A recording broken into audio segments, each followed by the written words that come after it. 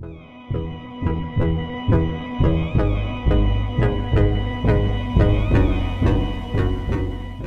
Grêmio acabou perdendo por 3-2 para a equipe do Vila Nova pelo Brasileirão de Aspirantes.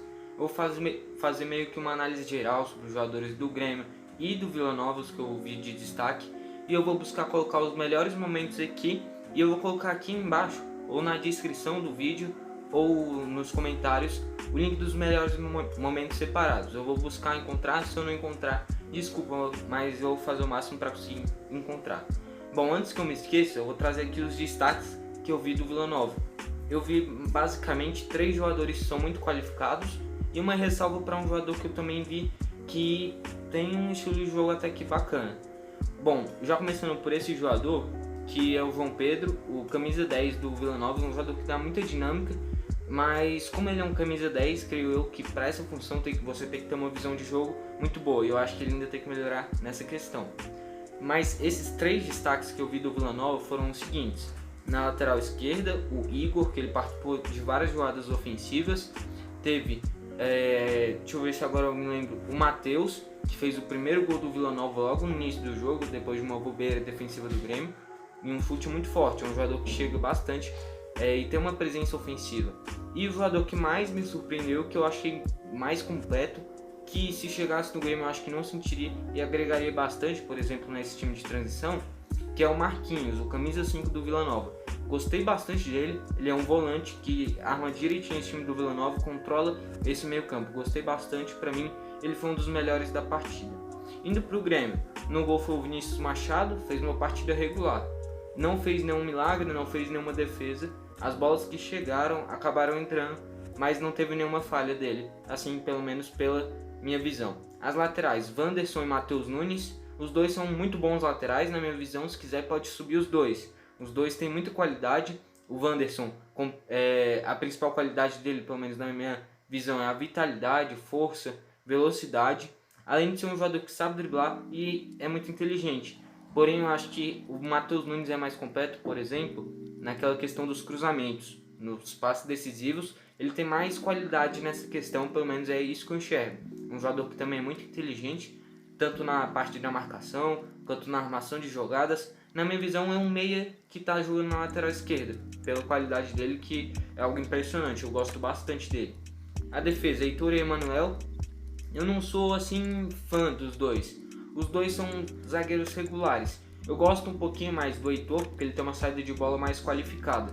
Mas eu não gosto muito do Emanuel, ele é um jogador que falha demais. Por exemplo, no jogo passado, na minha visão, no terceiro gol do Vila Nova, por exemplo, ele foi o jogador que deu a condição para o gol do Vila Nova. E eu buscaria fazer o seguinte, eu já falei até algumas vezes aqui, eu subiria o Alisson Calegari do Sub-20 para esse time do Sub-23. Ele agora está machucado, mas quando ele se recuperar, use ele nesse time. Eu acho que isso é um grande reforço, até porque Heitor e Alisson, o Alisson Calegari, foi a dupla que levou o Grêmio até a final da Copa São Paulo. Então eu buscaria deixar os dois juntos, que se for o que deu certo, use eles juntos. É isso que eu faria, pelo menos. O meio de campo, que foi Fernando Henrique, Jonathan Varela e Patrick.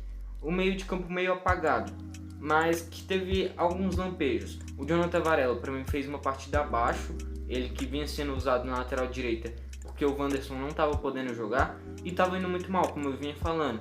Tanto na parte ofensiva ele não agregava tanto, e na defensiva muitos buracos lá atrás. Ele é bom meia, como eu já falei, ele chega muito na área e tem essa presença de área para chegar finalizando, concluindo no gol. Não fez uma bela partida, na minha visão ele fez uma partida ruim, mas é muito bom jogador e ainda tem muito futuro. O Fernando Henrique fez um golaço. A propósito, daqui a pouco eu chego no ataque e eu vou discutir um pouquinho mais com vocês nessa questão. Ele chegou finalizando, finalizou muito bem, tem uma virada de jogo muito boa, tem uma marcação boa, por mais que ele e o Heitor, se eu não me engano, tenham escorregados no primeiro gol do Vila Nova no início do jogo. Os dois tinham escorregado e acabou saindo aquele gol do Vila Nova. Mas foi uma falha em geral da defesa, então não tem muito que acusar um jogador. Mas fica essa ressalva. O Patrick deu 2 passes muito bons para o Léo Pereira no primeiro tempo. Um que o Léo Pereira chega finalizando, chuta para fora, e outro que ele cruza para o meio e passa rente o gol. Daqui a pouco eu especifico um pouquinho mais na minha visão sobre essa jogada. Ele teve lampejos de bom jogador, mas no mais na partida, ele pegava a bola, em todo setor que ele pega a bola, ele buscava driblar, E na minha visão isso é até certo, mas quando você está mais próximo do gol. Se você vem driblar aqui, na parte central, se você perde uma bola, você toma muitos contra-ataques e cria muitas chances para o adversário. Isso aconteceu demais. Essa armação de jogadas no meio campo do Grêmio foi muito falha. Perdeu muitas bolas e foi assim que o Vila Nova construiu basicamente todos os seus gols. Bom, eu achei que foi uma partida mediana. Ele deu alguns bons passes, mas vou continuar agora para a parte do ataque, não tem muito mais do que falar. O ataque foi Elias, Léo Pereira e Fabrício. Para mim, os três foram mal. Alguns com bons momentos no jogo, mas no geral os três foram mal. O Elias, vou começar pelo Elias, fez um primeiro tempo muito apagado, quase não tocou na bola. No segundo tempo criou boas oportunidades, mas acabou não conseguindo finalizar em gol, terminando a jogada em um gol. Mas ele criou boas jogadas, teve uma jogada que ele driblou pela lateral esquerda, finalizou muito bem, mas o goleiro do Vila Nova pegou. Mas não fez a melhor partida dele, mas também foi longe de ser a pior. Fez uma partida mediana. O Léo Pereira tem uma questão que é a tomada de decisão. Eu gosto muito dele, mas é como eu sempre falo, falta muitos jogadores aperfeiçoarem essa questão da tomada de decisão. Ele, por exemplo, perdeu duas chances muito claras, como eu falei, tocadas pelo Patrick. Ele tinha recebido uma bola que ele fez certo em chutar cruzado, mas se essa bola vai no gol, era gol. Agora eu me lembrei de um lance muito semelhante, que foi a do Alisson no Grenal do Beira-Rio da Libertadores. Um lance que o cara chega pela linha de fundo, não tão na linha de fundo, mas mais ou menos naquela entrada da área, pelo lado direito, um pouquinho mais pra frente. Ele finaliza e a bola vai pra fora. Óbvio, era um gol difícil, mas dava pra ele ter finalizado pelo menos no gol. E depois de um cruzamento pro Fabrício, ele cruza e a bola acaba passando reto. Mas já emendando no Fabrício, o Fabrício obviamente fez o gol, mas eu não consigo enxergar nele um potencial jogador do Grêmio. Ele é um jogador que fez o gol, mas na minha visão, se você vai ser um atacante, um centroavante que vai comandar esse ataque, você tem que ter pelo menos uma característica principal, que é o posicionamento. E isso o Fabrício está longe de ter. Ele, por exemplo, em jogadas esticadas para o Elias, ele vai atravessando e acaba acabando com um contra-ataque em velocidade. Em uma bola que é só ele deixar que o cara chega finalizando, ele coloca o pé e tira a bola. E se você é um centroavante, você não pode bobear nessas jogadas, porque você tem que ser mortal. Se a gente critica um zagueiro por uma falha, a gente também tem que criticar um atacante por falhas que ele vem fazendo constantemente. Óbvio, ele fez um golaço contra o Avaí, fez um gol que mostrou que ele sabe finalizar. Ele, óbvio, tem boa velocidade, tem uma razoável finalização, de vez em quando ele finaliza muito bem, mas ele peca muito nesse quesito também. Então tem que aperfeiçoar demais isso. E eu já falei a minha opinião, eu usaria o Tylon centralizado nessa função. Eu vou entrar agora já nas substituições, daqui a pouco eu chego no Tylon, porque ele foi uma delas. Bom, entraram o Biel já no final do jogo, no lugar do Fernando Henrique. Não deu pra fazer muita coisa, até porque já estava no final do jogo, o jogo já estava perdido. Entrou o Guilherme Dantas, que eu faria o seguinte, tanto o Guilherme Dantas quanto o Rildo, que também entrou. Eu buscaria emprestar eles dois. Parece que os dois estão ocupando vaga, mas quando entram não estão jogando tão bem e agregando para a equipe. Óbvio, os dois são muito bons jogadores. O Rildo perdeu muito espaço, ele era daquele time da Copa São Paulo, que se destacou com Elias, com Pedro Lucas, com o próprio Fabrício, mas ele vem perdendo espaço.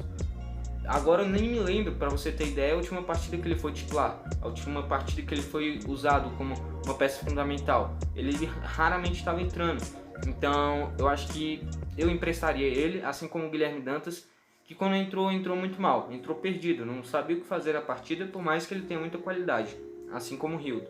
E o Tylon, que para mim tem que ser titular.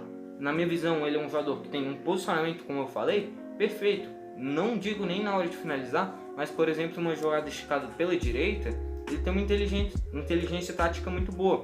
Ele tá fechando aqui, ele viu que o Léo Pereira abriu para a direita, por exemplo, ele já passa no corredor para receber essa bola. Ele manda um cruzamento perfeito para o Da Silva, que também entrou e entrou muito mal. Já falando do Da Silva também, o Da Silva é um jogador que tem força física, tem um físico muito bom, é muito alto, mas parece que ele não tem aquele cacuete de centroavante. É um jogador que se posiciona mal, é um jogador que peca demais na finalização, por mais que de vez em quando ele dê uns passos muito qualificados, mas isso é muito pouco para você ser um centroavante do Grêmio. É a mesma questão que eu faria com Guilherme Dantas e Rildo, eu buscaria emprestar eles. Dois exemplos de jogadores que estão dando muito certo nesses empréstimos. o Léo Chu e o Jonathan Robert. Os dois estavam na base. Com esses empréstimos, eu não tenho a menor dúvida de quando eles voltarem, vão ser utilizados no profissional ou vão ser vendidos. Você valorizou demais os jogadores. Assim você já muda o patamar deles. E é isso que eu faria, porque parece que esses três vão ter muito mais espaço, até pela qualidade deles. Eu faria isso. Bom, mas no geral foi uma partida que o Grêmio vacilou. Uma partida que tinha que ter vencido e agora embolou tudo no Brasileirão de Aspirantes. O Grêmio está em um grupo com Avaí, Ceará e Vila Nova, com um empate, uma derrota e uma vitória. Agora embolou de vez, mas tem que se classificar, porque a equipe do Grêmio parece que não está dando certo, por mais que tenha grandes jogadores. Essa equipe do Grêmio é muito boa. Se você assistiu até aqui, obrigado.